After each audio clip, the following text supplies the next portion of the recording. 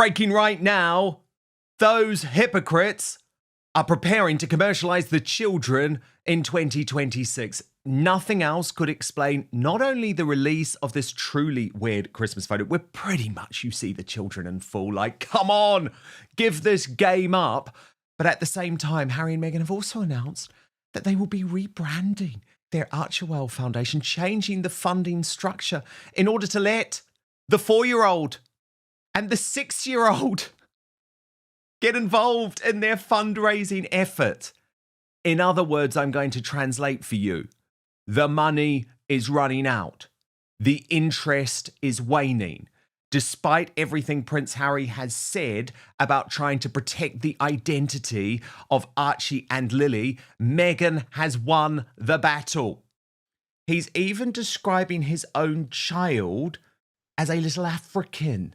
And Tash, according to Taz, royal YouTube sensation, is with me now. I mean, there's so much to go on here. But firstly, give me your reaction to whether you believe Tina Brown or Prince Harry. I would say, after everything that Harry and Meghan have lied about over the years and how continuously that they do so freely, and then you have Tina Brown, I'm more inclined to believe Tina Brown. The fact that straight away Harry shot back, like Royal News Network said, like a toddler tantrum, very, very reactive, not thought about at all. But Tina did bounce back and said, actually, I might have said African, but it was Africa, child. I mean, that's just splitting hairs. But the point is, she is standing by what Jane Goodall told her. And I believe that conversation did more than likely happen just because of Harry's attitude. I mean, he has said so many things to do with racism within the royal family, yet Harry alone, with the modern generation, is the one that's been caught out being racist and saying ignorant things multiple times, multiple times. So yes, I do believe that Harry would have turned around and said, oh, this is my Africa child. Of course he would have. Of course he would have. But Tash, when you zoom out of that, it makes their horror at two members of the royal family potentially having a discussion with Harry about the skin tone of this baby, something that they tried to turn into an international scandal, look totally hypocritical.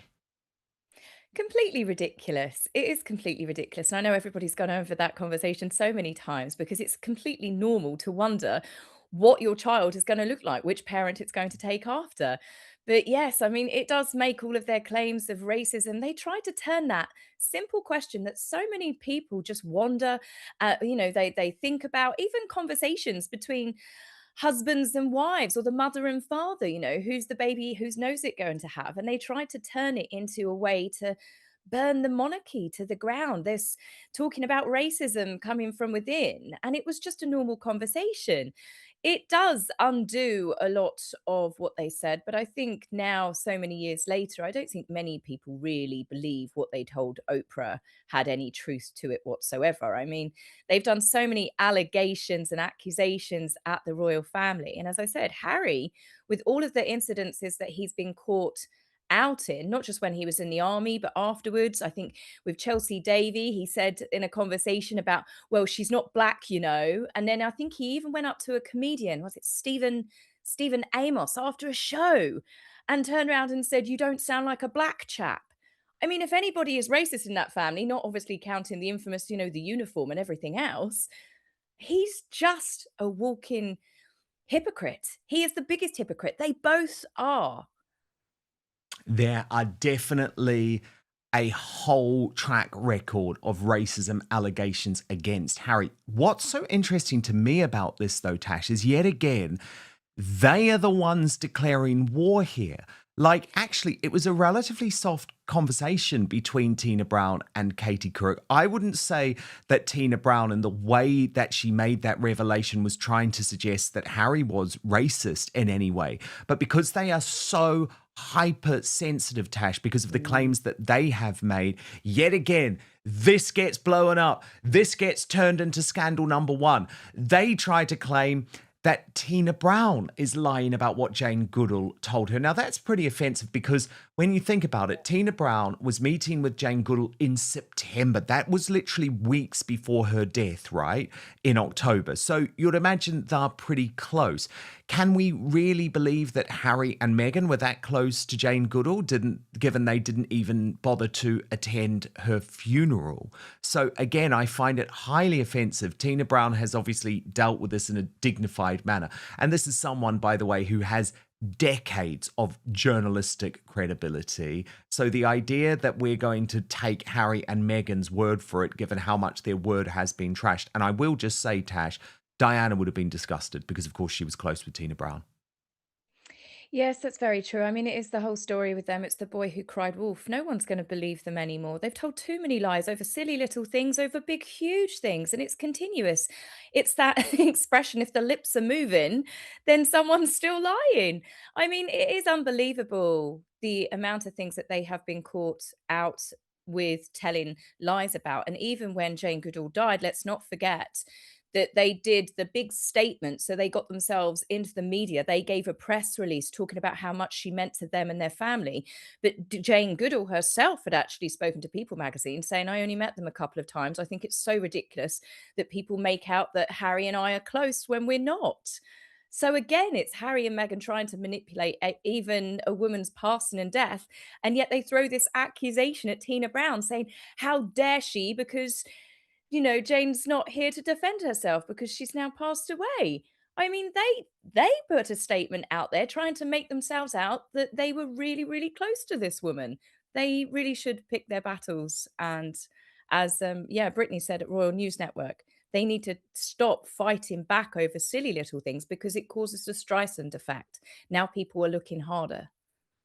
As they should be. But of course, Meghan lied to Harry about her love of Africa, pretended that this was the woman who just loved going with a small little bag to Botswana and was in a tent. And, she was cosplaying the woman who she knew Harry wanted her to be. But anyway, this is what Harry wrote in Spare. One small problem, this is talking about Africa, Willie. Africa was his thing, he said, and he had the right to say this, or felt he did, because he was the heir.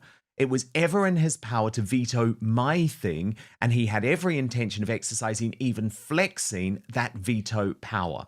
We'd had some real rows about it. After a friend suggested they could both pursue projects in Africa, Harry said Willie had a fit because rhinos, elephants, that's mine. It was also obvious he cared less about finding his purpose or passion than about winning his lifelong competition with me. And Tash, given we know that Harry is so obsessed with this apparent competition with William, you can imagine that is why he also decided to label Archie the Africa child, because it was something that he had over William, because of course William's children were English, something I'm sure he's actually very proud of. It is that final bit, honestly, I nearly choked then reading that bit. It is him saying that my brother had no purpose. He could do nothing with his time other than continue trying to wage war against me. This is perfectly the explanation of triangulation. This is Harry accusing his brother of everything that he's doing. This is Harry that will not move on. This is Harry that will not stop waging war and trying to provoke his brother in every possible way that he can. And in Spare, I mean, there were so many things in there that did make you laugh. But that's honestly unbelievable that he could even think that people would believe that. It's so clearly obvious. He is the jealous one. He is the one that is constantly trying to rile the royal family. Like recently, I have noticed with the amount of trips he's doing to Canada and the Canadian military, it's almost like Harry is trying to stake a claim in Canada. It's like he knows that his father is the head of state, Prince William will be head of state, but even meddling with things, the Canadian politics, the Canadian real estate, Canadian military. And I can't help but feel that Harry is the one that would try and think that he can lay claim to a country or to a continent. And I do believe that Tina Brown is telling the truth. And I do believe that Harry did say that about his child. And I do believe that you're right, Dan. I do believe it would be a way for Harry to say, Africa is mine. In like he lives in some sort of Lion King Disney world, doesn't he? It just, you can't make it up. 100%. Now, this interview riled a lot of people for other reasons, Tash, because the context is, as I say, that Katie Couric is a Harry and Meghan stan. She has been Oh, pictured with definitely. them consistently. She's a propagandist for them. She buys into their woke bullshit. I find it all a bit ironic, by the way, given that Katie Couric is someone who attended that dinner at Jeffrey Epstein's house with then Prince Andrew. So her holier than thou act is something I don't really buy into. But anyway, she has very much decided to team with Harry and Meghan. So in this interview with Tina Brown, and I think Tina Brown is fair, Tash. I don't agree with her on everything. That's not saying I believe or agree with everything that Tina Brown says, but I think she is fair and she doesn't particularly have a team. Like, she will report quite toughly on William and Catherine when she thinks it's right to do so, and she'll do the same thing now with Harry and Meghan. But of course, Katie Couric is not like that. She's a propagandist. So she used this interview, Tash, quite clearly to try and make some little digs at William and Catherine, but plain dumb while she was doing so. But we saw right through it. Nancy Sidley posted, the way Katie Couric looks absolutely crushed by Tina Brown's answer here is priceless, and spare us the act of not knowing the Princess of Wales title only to then casually call her Kate. The disrespect isn't accidental, it's the point. Yeah, I mean, you could hear the bitchy undertone to that. I mean, you Yes. really can, listening to the moment where she says, "What is her title again?" You know what her title is. Everybody knows what her title is. Everybody knows that she now has the title that Prince William's mother did, Princess Diana. And Nancy's also managed to find an article that was written by Katie Couric from several years ago, where she was talking about how upset she was when Diana passed away. She knows exactly what Catherine's titles are. And then she did struggle to process it, but then it was like, oh, yeah, Kate. She's just told you it's the Princess of Wales, and she's still, yeah, absolutely catty. You can tell that she's in Meghan's camp. And again, it is that whole they're all cut from the same cloth. People that defend Meghan behave like Meghan. And I believe that's why there's certain people that will always back Meghan and Harry no matter what it is that they do. For whatever reason, Katie wanted to take a swipe at Catherine, and you could really tell there was a catty undertone, which, yeah, it's just ridiculous. A grown woman behaving like that, behaving like a Meghan Markle Sussex Squad fan. But that is what she is now. I mean, Nancy Sidley was so angry about this Tash. She added proof that Oh, she's Katie Couric furious. is a hack. She suddenly sees which ways the wind is blowing. There's no more money in being Team Harry and Meghan, so now the tune changes. YouTube is going to explode in 2026. Remember who didn't sell out. Choose your creators wisely. Tim Dillon, Jimmy Dore, Dan Wootton, thank you. It's Link Lauren, Megan Yeah. Kelly, Maureen Callahan, just to name a few. You don't have to agree with everything they say, but at least they have integrity. Oh, of course I do, especially the list of people they've got on there. I mean, I love all of those people. But yeah, it's true. There's so many people that they're like flags in the wind. We've even seen it with some of the royal reporters that were on the royal rota. And you can see the way that they've switched allegiance, as it were, that they go whichever side, I guess, is the one that is perhaps they're being told from their bosses who they are to promote. But yeah, you've seen a lot of people really again take aim at the Prince and Princess of Wales when they still to this day have never done a single thing wrong. Yet you see these people jump on the tiniest things and turn any tiny situation into an opportunity to try and get a dig in there. Very much the same as Harry and Meghan's sort of behavior. Indeed. And then we see ludicrous pieces like this from People magazine. And again, let's just stress People magazine is effectively part of the PR operation now for Harry and Meghan. But the awkward thing is, they know that Catherine and William are popular, so they have to find ways to continue to cover the British royal family. So they've done this news story inside Kate Middleton and Prince William's reconnected marriage. He treats her like his bride, but as the Royal News Network argued, this is just complete BS. it seems that people is not getting as much real royal attention and is having to utilize the most obscure royal source to create a story. It's rather embarrassing. And this is because the magazine said after a trying chapter, the Prince and Princess of Wales are moving forward more in sync than ever. Those close to Kate Middleton and William, they report, say they have emerged more connected than ever after a turbulent few years. After more than 20 years together, the Prince and Princess of Wales have shown subtle but unmistakable shifts in their dynamic. Gentle touches, shared smiles, hands resting on each other's back. He treats her like his bride, royal historian Amanda Foreman tells people in this week's cover story. They seem more loved up than ever. And that is literally the extent of what they've got to justify this cover story, Tash.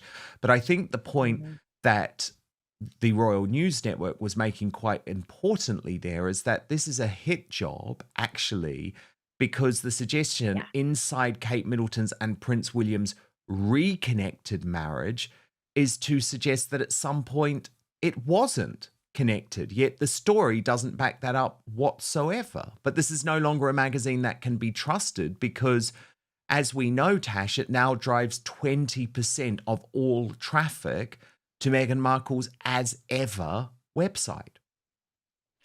I mean, I'm in total agreement. Of course, it was a hit job. This is what magazines like this do. They put out a story and make it look like that they're being nice because they've got a lovely picture of Catherine on the front. But what they're actually doing is to imply that there have previously been problems, that perhaps it was only because of Catherine's cancer that they're still together. You know the implications are there. You've just got to read between the lines. Personally, I see a story like that, especially People magazine. I refuse to read them outright. Especially, I have actually stopped reading any articles where they call her Kate Middleton, because it's just at this point they're deliberately going out of their way to be offensive towards her. So I think, well, I won't give you the clicks. But to imply that there's something different about their marriage is just ridiculous. I mean, plenty of couples, when their children start getting older, they go back to, rather than just being constantly mum and dad, they go back to being husband and wife a bit more because they've got a little bit of a break from the children going to school. The children are now older. I mean, George and Charlotte are going to be teens and tweens next year. I mean, this family have always been close-knit. They've always been strong. I've never even once believed a single thing to do with problems in Catherine's and William's marriage. It's just stirring that started, funnily enough, when the rumours all began, was the moment that Meghan Markle got her toe behind palace gates. That's when all of the real nasty gossip started getting stirred up about this couple, and it has long continued. Totally. Because the Sussexes are now facing fresh backlash after comments and media narratives involving Archie reportedly triggered accusations of racial exploitation, image manipulation, and commercializing their children for publicity. And once again, the internet is completely divided. Some people say Harry and Meghan are being unfairly attacked no matter what they do. Others believe the Sussex brand increasingly uses identity politics, race narratives, and family imagery as part of a carefully managed public strategy. Now, to be absolutely clear, race is an extremely sensitive topic, and accusations surrounding racial exploitation are highly controversial and deeply subjective. But the backlash online escalated very quickly. And then came the second major accusation: commercializing the children. Critics argue Harry and Meghan publicly claim to value privacy, while simultaneously allowing carefully controlled family imagery and emotional narratives involving Archie and Lilibet to appear whenever it benefits the Sussex brand. That contradiction is exactly what infuriates many viewers. As people ask, if privacy matters so much, why do the children repeatedly appear symbolically in documentaries, interviews, PR campaigns, and public storytelling? That's the criticism dominating online discussion right now. And let's be honest here. Race has remained central to Harry and Meghan's global narrative ever since the Oprah interview. The allegations surrounding royal family discussions about Archie's skin color became one of the most explosive royal scandals in modern history. That interview fundamentally changed how millions of people viewed the monarchy. But critics argue Harry and Meghan continue revisiting racial themes because they generate enormous emotional power internationally. Supporters say they're exposing real prejudice. Critics say they're politically weaponizing identity. That divide is now completely entrenched. And this is where the debate becomes especially uncomfortable. Because whenever celebrity children become connected to branding, PR campaigns, or political narratives, audiences react emotionally. People become protective. And critics increasingly believe Harry and Meghan strategically reveal their children only when it benefits public sympathy, image management, or commercial projects. Again, supporters strongly reject that interpretation. But the perception itself is becoming a major issue. And this may be the Sussexes' biggest long-term problem. Public skepticism keeps growing. Years ago, Harry and Meghan were widely viewed as courageous truth-tellers escaping a toxic institution. Now, every new controversy gets dissected instantly. Every emotional narrative gets questioned. Every public appearance gets accused of PR choreography. And critics increasingly believe the Sussex brand survives on permanent outrage, victimhood, and emotional manipulation. Because this controversy combines all the most emotionally volatile subjects at once. And when you combine those issues together in the modern internet era, the backlash becomes absolutely nuclear. Look, nobody truly knows Harry and Meghan's intentions except Harry and Meghan themselves. But perception matters enormously in celebrity culture. And right now, critics increasingly believe the Sussexes are blurring the line between protecting their children and strategically using them inside a carefully managed public narrative. Whether that perception is fair or completely unfair, the controversy surrounding Harry and Meghan clearly isn't slowing down anytime soon. Are Harry and Meghan unfairly targeted no matter what they do? Or are critics right that the Sussex brand increasingly relies on emotional identity politics and family PR?